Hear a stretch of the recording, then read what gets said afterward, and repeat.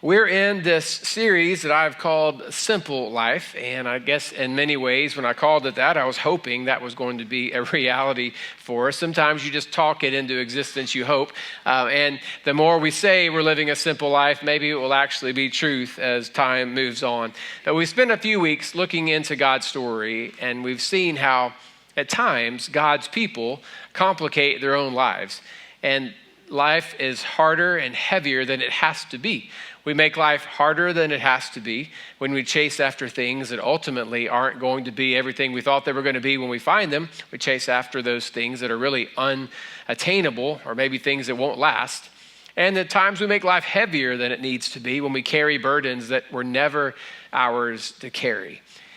And God has given us a life that, relatively speaking, is simple. It's not complicated. It's hard. It's always going to be difficult, but life is really not that complicated. And we get through the first part of God's story in the Old Testament, and we have it in different ways, but Solomon said, just fear God and do what he asks. That ultimately is how simple, from his perspective, one of the most successful men that ever lived, that's how he viewed life. He said, it's just simple. Just fear God, do what he asks. Later on, God would speak through a prophet, and he would tell the prophet, just tell the people that they know what I'm asking. Do justice, love mercy, and walk humbly with me. That's how simple it is. People went to Jesus and tried to ask him questions about what the purpose was, what were the big ideas, what's most important. Jesus said, it's not that hard. Love God with all that you are, all that you have, and love your neighbor more than you love yourself. Just do that. Now, there are other elements. That's what makes it complicated. There's family, there's income, there's all sorts of moving around and jobs and different things that happen that make life challenging for sure. But ultimately, it boils down to a very, very, very simple concept of fear God and do what he asks us to do. But I do think there is one more element in addition to making life more complicated, making life heavier than it needs to be. I think there's one more element that I want to share in this series. And this perhaps is maybe even more common. One of the reasons life doesn't feel as simple as it should, perhaps, the problem is the people that are in our lives. It's the people at times that make it difficult. Now, that seems to be a very cold and very callous thing to say, but that is incredibly true. And it's not any profound thing that I've thought of. We can look through the story of God and find it over and over again. When we have the wrong people, too many people, or not any people in our lives, we have a problem. And most of the time, we're not really that careful with who we bring into our lives. We've often talked about seats over the last few weeks. And if we're comparing people to seats, most of you observe general admission into your life. That's kind of how you view it. The show that is you, and for some of you, it is a show. The show that is you, the concert that is your life. It's mostly general admission. Just if you kind of like what you see, just come on in and be a part. And while that seems to be fine and very Jesus-like and y'all come type thing, the truth is it makes life very, very difficult, and it makes life much more complicated than it has to be. When it was maybe about 15 years ago or so, I had an opportunity to go to a conference. I invited a friend here in Clarksville to go with me, so we went to a conference in California, and while we were there, it was a great conference, but the evenings were off, basically. And that first evening, they said, hey, if you'd like to have round table or have coffee and just talk with other people, other ministers, other people about stuff, hang around, here's where we're going to go. And I looked at him, he looked at me. We were like, that's not kind of who we are. We're not those kind of people. Let's just figure out something to do. So we decided to go to a Dodgers game. So we drove about 30 minutes south, went to a Dodgers game. And once we got there, we walked up and said, hey, we just need to get some seats, general admission. They said, well, there's a section in the back where it's all you can eat hot dogs and peanuts, and it's kind of in bleachers more than it is seats. It's in right field. And we said, that sounds fine. It was the cheapest, so we went in. We sat down, and sure enough, all you can eat hot dogs. So people are just getting up and down and going to get food and coming back and getting peanuts, and shells are everywhere, and kids are running around because it's the cheapest place. So they're going up and down the aisles, and it was just a little bit chaotic. To the point where we got up a few times, went to the pro shop, went to get some free stuff. We would get some drinks back and forth. And I think probably into the 7th, maybe 8th inning, we just left to beat the traffic. It was a great experience. I wasn't mad. I don't know who won. I don't remember anything about the game. We were just kind of there and having the experience. Nothing wrong with that. But then when I contrast that with an experience I had maybe 10 or 12 years earlier, I was in Texas. I was with a friend, and he said, hey, I got some tickets to the Rangers game. Do you want to go with me?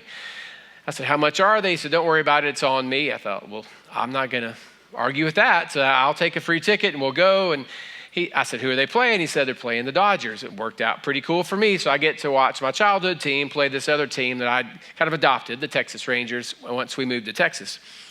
So I'm getting a chance to watch them play, and we go in, and Christy and I, my wife and I, normally would sit way up top, and then as the game goes on, you just kind of make your way down to better seats. You just kind of keep moving around, and you end up, in a decent seat. We weren't going up there, and we went more behind the batter's box, and I thought, well, okay, that's kind of cool. And then we kept going down and down and down and down. And I talked to my friend a couple times, said, where are our seats? He said, just keep going, man. He knew. He was kind of a surprise in a way to me. And we were on the second row right beside the on-deck circle for the visiting team. So I am right in front of the on-deck circle for the Dodgers. Never been that close to anything before. I've got the little protective net right here splitting my face. It is the coolest experience. I leaned over. No one was in front of me. I leaned over, grabbed a little dirt, put it in my pocket like I got some dirt from the ballpark in Arlington, and cool experience. But I was stoked because my favorite player was Mike Piazza. And Mike was playing for the Dodgers at the time. And they're coming into town. And then I find out that he's not going to catch after all. And I was like, oh, this is my one chance to get to watch him. But in the American League, you baseball nerds, there's a DH. So you don't have to play in the field, you get to hit. So he was going to hit regardless. So I was getting to see my favorite player right in front of me, from here to right there, front row. And he's standing there, he's swinging the bat. I'm looking at my guy going like, this is it. He and Griffey Jr. were the two baseball players that I love the most. Now, it's like, you know what? I'm going to talk to the guy. I don't care if he's playing the game right now. It's the second inning. Like, I'm just going to talk with him. So I said, Mike, man, I'm your guy. Go Yard, man. Go Yard for me. I'm your biggest fan. He didn't say a whole lot. He's just kind of zoned in, which is cool. But then when it was time for him to go to bat, he bangs the bat on the ground. Donut falls off. He gets ready to walk, and he turned and said, I got you, man. We'll see. And I'm like, I just had an intimate conversation with my hero. You can call it what you want, but we had a moment. He may not have ever looked at me, but he knows my voice. I bet he's listening. Mike, good to see you. Thanks for tuning in online. I bet he's still following me. We had a thing. It was the coolest experience. And so it happened a couple more times. He comes back up later on in the deal, and I'm talking with him every time. He's probably missing me when he comes up. He's just waiting on me to keep talking. So I have a thing.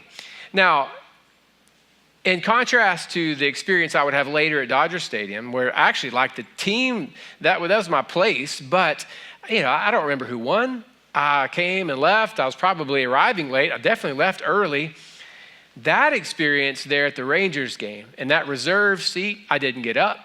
I didn't go get anything to eat or drink. I didn't go to the bathroom. I stayed right there till the last pitch in the last inning. That was different. And for our lives, when we have this general admission approach to who we are, and we just find ourselves with people around the table of our lives because, well, he makes me laugh and she makes me feel good about myself. He makes me feel needed. She makes me feel not so weird because she likes what I like. Or it's just whoever's there, comics and comedians, and we've got comforters and encouragers, and all these people are around. It's fine. But I don't know that we really have the people that we want in our lives. And most of the time, when you have an unintentional, general admission kind of life, you have one-sided relationships all the way through. Somebody's the taker, and nobody's giving. You're either taking acceptance or admiration, you're taking self-esteem, you're just using and manipulating people to make you feel a certain way. That sounds kind of dirty when you think about it that way, but that's what we do. Or they're the takers, and they're draining you of your energy Or if they're the wrong kind of people, they're draining you of your character and your values, and you're changing. Not because you wanted to change, but because you allowed them into your lives. And regardless, they're taking from you. And then when you get wise enough and realize, wait a minute, I'm just surrounded by a bunch of takers and I'm becoming a taker. I don't want this anymore. Then you step back and you just cut ties with everybody and you find yourself isolated. And something in you says, that's not the way it's supposed to be either. But it is a challenge to have the right people in our lives. And if you're a parent or a grandparent, you want that for the kids in your life that you care about. And you look at them and you say, be careful who you choose as your friends, be careful who you hang around, be careful who you invite over, all of these words of caution. But what if they turned to you and said, so how did you decide on the friends that you have in your life? Well, don't do what I do, just do what I say. And that's kind of where we are. Because none of us really practice it very well. So we find ourselves in need of people, but not willing to admit it because we know, one, it feels like a sign of weakness, and two, it's just hard. It's difficult to find those people for us. Well, 900 years before Jesus was around, there was a man named Elijah. And Elijah had people problems, serious people problems. And he didn't think he had people problems when he didn't need anyone. When he was busy performing miracles and saying, thus says the Lord, and God was providing everything in front of him, and he had the respect and the admiration and the honor of everyone around, it might have felt like he was good to go. But then there was a time when, after a really powerful experience in which God worked through him in an amazing kind of way, he looked around, and for the very first time, he was surrounded by friction and crisis and frustration, and no one had his back. And for the first time, he realized he was lonely. Never needed it, never wanted it, but he realized in that moment he was lonely. And in 1 Kings chapter 19, we have this experience of this very successful, very revered, very honored, very powerful man who, for the first time that we know of in his life, felt completely alone and realized he had the wrong people in his life. He had not enough people in his life, and he was ultimately in need. And in 1 Kings chapter 19, verse 3, it says, Elijah was afraid, and he ran for his life. And when he came to Beersheba in Judah, he left his servant there. So he wasn't completely alone, just didn't like who he was with. So maybe like some of you are sitting by, never mind. While he himself went a day's journey into the wilderness, and he came to a broom bush. He sat down under it and he prayed that he might die. I have had enough, Lord, he said. Take my life. I am no better than my ancestors. Then he lay down under the bush and fell asleep. All at once an angel touched him and said, get up and eat. He looked around, and there by his head was some bread baked over hot coals and a jar of water. He ate and drank and then lay down again. The angel of the Lord came back a second time and touched him and said, get up and eat, for the journey is too much for you. So he got up and ate and drank. Strengthened by that food, he traveled 40 days and 40 nights until he reached Horeb, the mountain of God. There he went into a cave and spent the night. So he has a bounty on him. He's running. He feels alone. He's got someone there to attend to his needs, a servant, but he just said, stay where you are. I'm going to go be by myself. So he would rather be really alone than be with the people that he didn't want to be with. He's on his own, and in the crisis, on the run, void of the right people, we find him saying, I want to die. Like, this is it for me. Not, I feel like maybe I'm close to the end of my rope, or I'm feeling like I don't have much left, but truly wanting to die. And I don't want us to overlook this as we move through this story. Here is a strong, courageous man who had given up. Not was close to wanting to give up, but he had given up. He went out by himself, sat under a tree, and just said, God, I'm ready to go. Take my life. I want to die. Discouraged, depressed, and done.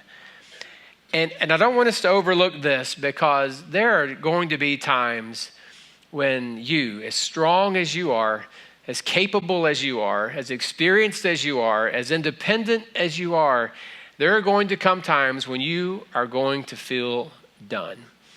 And when you feel that way, there's a sense of guilt that comes over a lot of us, especially if you're already a follower of Jesus. Because there's a part that feels like, well, I should be okay because I've got my eternal security lined up. I ought to be okay because I have eternal life in me. I ought to be okay because I know God. Why am I feeling discouraged? Why am I feeling depressed? And Elijah went through that. He's like, I am done. And his all centered around people. He had a people problem. For him, it wasn't the right people in his life. And he's afraid, he's alone, and he's on the run. So if you're feeling this, no, you are not alone. Elijah certainly felt it. I've never wanted to die, but I have had moments where I thought, you know what, I wouldn't be mad if this was it. Those moments happen, and those dark, heavy waves come over everyone at some point. Elijah's feeling it. He prays and says, God, I'm done. But also don't overlook this, that God pursued Elijah.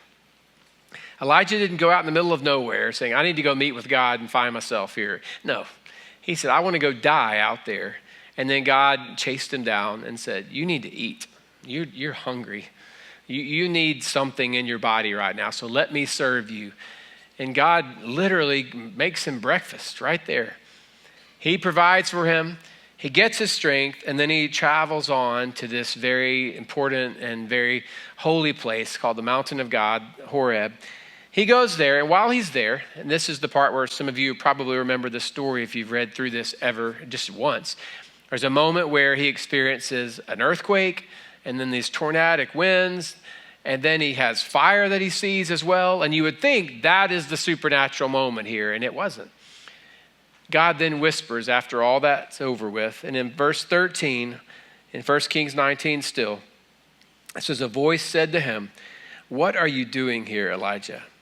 And he replied, I've been very zealous for the Lord God Almighty. The Israelites have rejected your covenant, torn down your altars, and put your prophets to death with the sword. I am the only one left, and now they are trying to kill me too. The Lord said to him, go back the way you came, and go to the desert of Damascus. When you get there, anoint Hazael king over Aram. Also anoint Jehu, son of Nimshi, king over Israel, and anoint Elisha, son of Shaphat, from Abel Meholah to succeed you as prophet. Jehu will put to death any who escape the sword of Hazael, and Elisha will put to death any who escape the sword of Jehu. Yet I reserve 7,000 in Israel, all whose knees have not bowed down to Baal, and whose mouths have not kissed him. Baal was the pagan god that the people of the day worshiped instead of our God. So God intervenes, meets with Elijah, and he says, Elijah, you're wrong. You are not alone. I've actually got a plan for you. What you need is the right people. And I've got a man named Elisha that you're going to succeed, and he is going to follow you, and he's going to be your reminder of why you do what you do. He's going to ultimately carry it on when you're gone. And there are 7,000 people who share your virtues, share your values, share your faith, that are going in the same direction you are. They're just waiting on some courageous leader, and you're going to be that leader. I've set aside 7,000. You don't know anything about them, but just trust me in this. So God provides for Elijah by giving him the right people in his life. And we're often good at asking questions like, what's wrong with me? What's going on in my life? When we feel like we're losing. But sometimes we're not losing at life because we're a loser. We're losing because we are alone. You say, well, I like being alone. It's a lot easier. I don't have to deal with all these things you're talking about, with all these people. That is true, but it's also incredibly unhealthy. And Elijah got to the point, even Elijah, this man of God, where he realized that this is not good. Like where I am right now is not a good place. And God said, you need people. Well, I've had people. You need the right people. So as we work through this, I simply want to encourage you with 3 different kinds of people that you need in your life. Now, I'm not going to say scrap all your friends and start over from scratch, because I don't know that that's always healthy. Sometimes God works through general admission and brings some people into our lives we never thought we needed, but we did. And some of you have had people that have encouraged you and carried you through life that you never really intentionally sought them out, But don't assume that that's how it always is going to happen, because it's just not true. And some of you are surrounded by people, but you are absolutely void of any of the friends that you need in life. I only get on every week or so, but I think if I had logged on to my Facebook today, I think I've got over 3,000 people that I'm apparently friends with.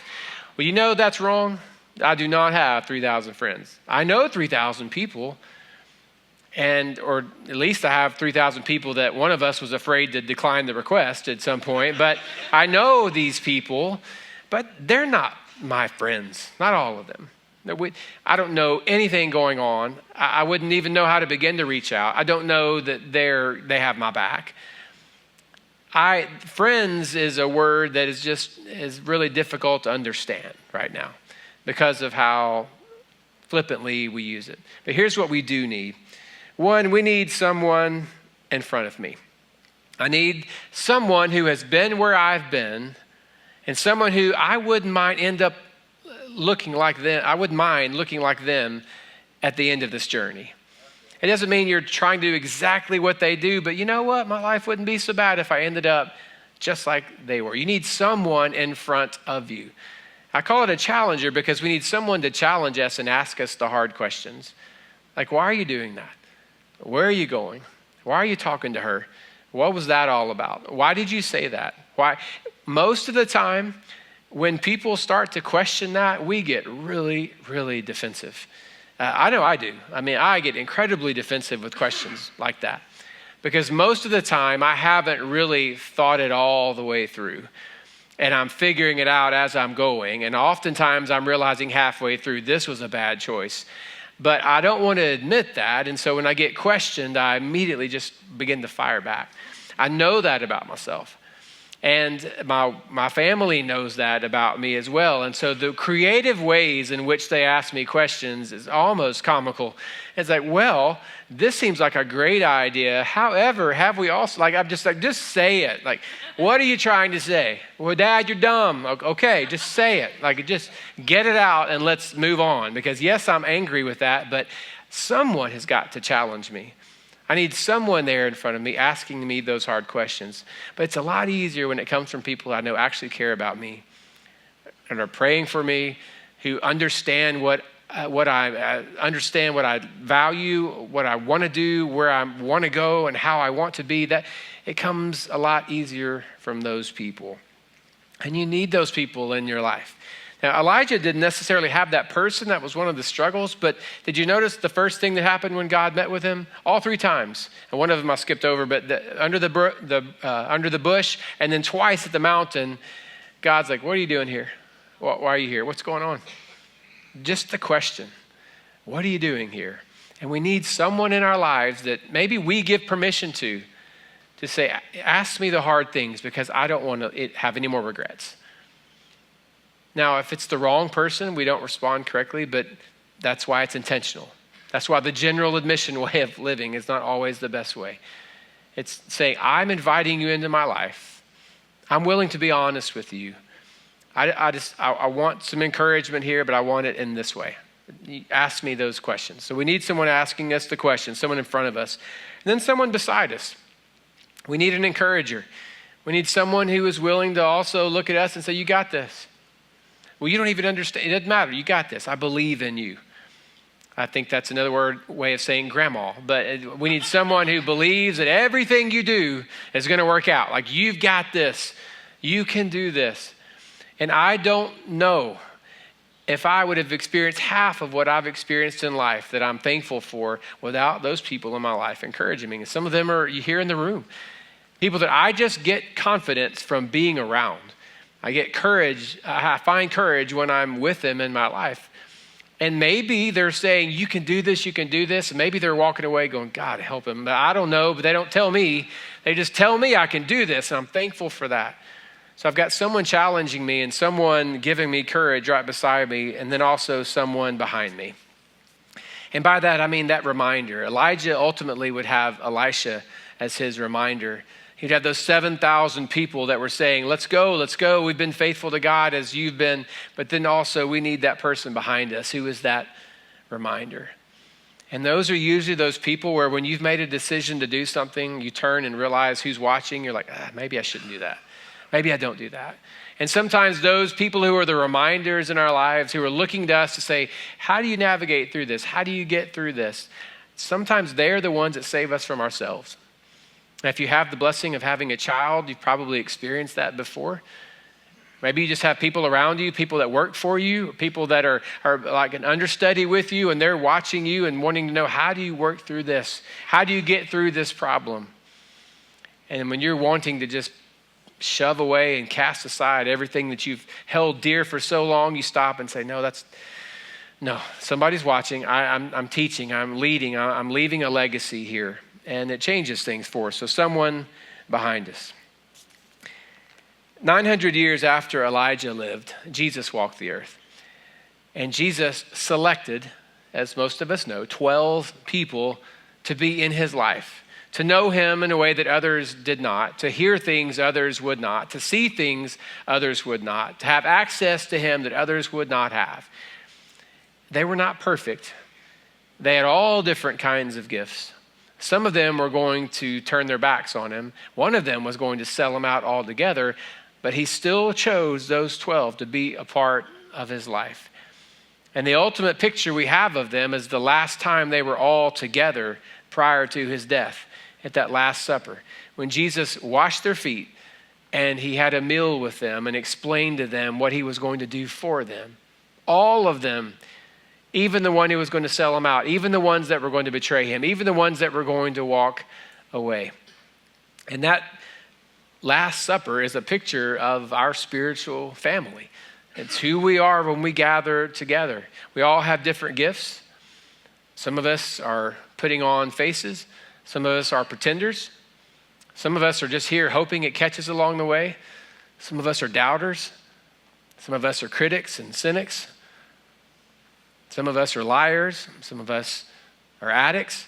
We're all here wondering, could the man that we're kneeling in front of, could he be the answer to all of this? And that's the picture of Jesus as the head of our family.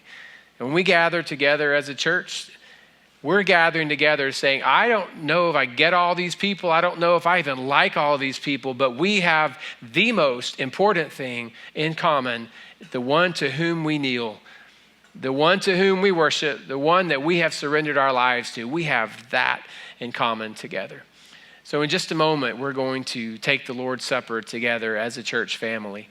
And when we come together, this is what we're doing. We're continuing the legacy that Jesus called us to gather around with a group of people that we might not all get, that we're not necessarily all even for. We might not even get along. We read through the Gospels. The disciples were always bickering and fighting.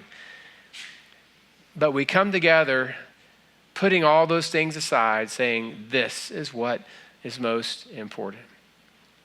But before we do that, I want us to have a time to pray together and begin praying that this would be the beginning of you finding the right people in your life to help you get to where God has called you to be. The person in front of you, someone beside you, someone behind you, we all need all of that. And when we come to the table, this is our chance to realize that God has actually done that for us. And none of you is alone. You may feel very alone, but God has reserved hundreds and hundreds of people who bow to the same God you bow to, who have been through the same heartaches you've been through, some who have overcome the same addictions you've overcome, some who have bounced back from disaster and heartbreak and divorce and tragedy and crisis and cancer. And we've all been through all of it. And it's no accident that God has brought us all together at the table at once as a family to realize that with all of our questions, with all of our doubts, with all of our struggles, we all have the same hope. So when we take the Lord's Supper, we're not just remembering, but we're also recommitting ourselves to the way of the cross, to living Jesus' way, to trusting him and having hope even in the darkest of times.